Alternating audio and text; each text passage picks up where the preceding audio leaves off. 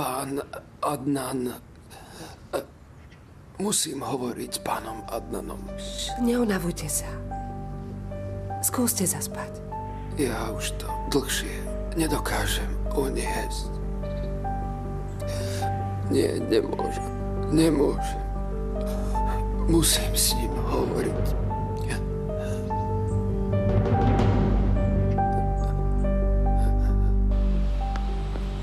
Tu budú naši ľudia. Ak budete niečo potrebovať, obráťte sa na nich. Svadobnú tortu rozrežete tam. A tu sú drobné sladkosti pre hostí. Nádherné. Sú aj dobré? Jasné. Chceš ich ochutnať? Teraz nie, ďakujem.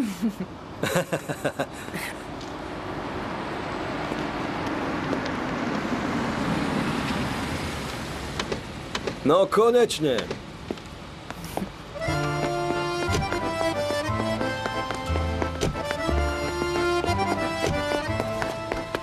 Prišla už organizátorka? Áno, aj kaderníčka a vizážistka čakajú len na vás. Nihal. Sľubujem, že do hodiny sa vychystám. Dávam ti presne hodinu.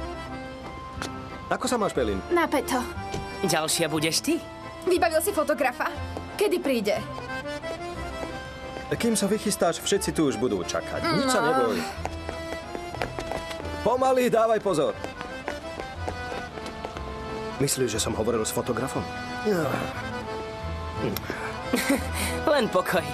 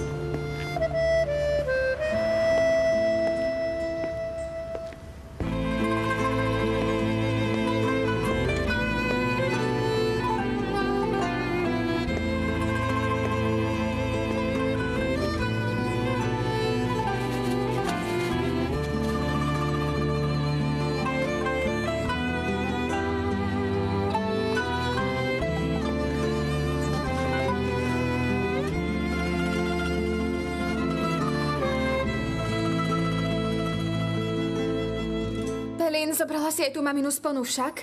Nestresuj, mám všetko. Nihal? Čo tu robíš? Nemal by si ma vidieť. Ani svadobné šaty, prináša to smolu. Dobre, zavrel som oči. Nihal, fotograf je vybavený. A doteraz nebol? Vlastne áno, len som mu ešte raz zavolal, aby nešiel do vily, ale rovno sem. Aha, predtým si mu to asi nepovedal však. Na čo všetko si ešte zabudol? Na nič som nezabudol, drahá. Idem naposledy všetko skontrolovať. Potom si dám vo vedľajšej miestnosti sprchu a začnem sa chystať. Budem hotový skôr ako ty. Dobre, láska. Budem so ženíchom. Počkaj. Zavri dvere. Poď sem, poď. Tak čo, ako ste sa včera bavili? Chceš, aby som ti robil špióna? Zabudni. Netáraj a povedz mi, dobre ste sa zabavili? Boli na lodi aj nejaké dievčatá? Pelín.